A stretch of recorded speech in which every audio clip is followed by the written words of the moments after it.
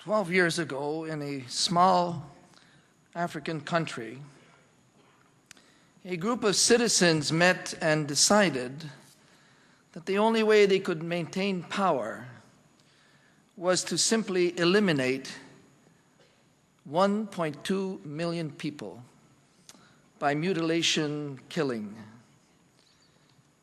100 days into the genocide, they had slaughtered 800,000, and over 3 million had been displaced and refugeed, of which not only the Tutsis, but the moderate Hutus who supported them also suffered.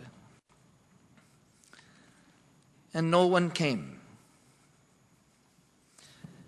Within 10 days of the start of the Civil War and genocide, my colleague from the International Red Cross and I reflected and decided that what we were facing was a genocide, yet it was near impossible to imagine because, to me, genocide and Holocaust were synonyms.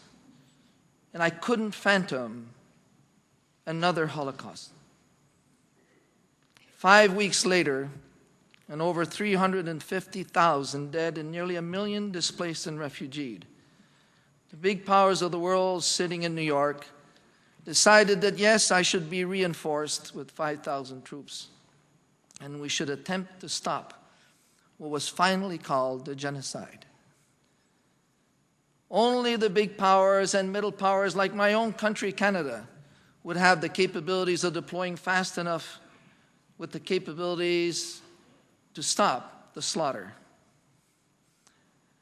2 months later, 1 month after the end of the genocide, with another 500,000 human beings killed and another 2 million displaced and refugeed, the first reinforcements came, and they were from Ethiopia, with none of the skills or equipment to stop a genocide that has already run its course. We called it genocide, and no one came. And yet, at the same time, in ex-Yugoslavia, we were pouring in tens of thousands of troops and billions of dollars. And the question is, are all humans human, or are some more human than others? Do some count more than others? One of the instruments that the extremists would use during the genocide to gain more food and water and medical supplies would be to use very young children, 5, 6, and such ages, put them in the middle of the road, and keep them there in order to stop the convoys with those resources coming through. If the children moved away, they simply killed them outright with their machetes. And so on one day, I was going between the lines, and up ahead there was a child of about 3 or 4 years old. And in no man's land, we're not going to abandon a child. And so I slowed down, expecting an ambush. We stopped, jumped out with a couple soldiers. There was nobody.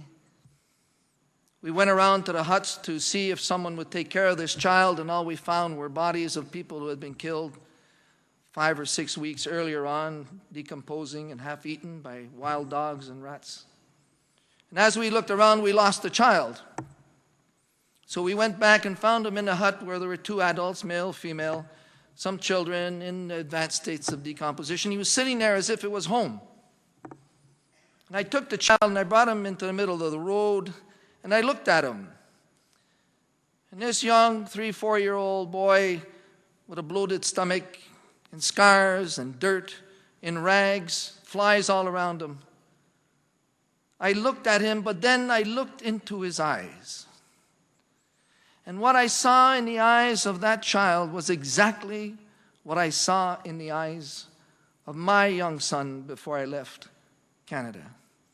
They were the eyes of a human child.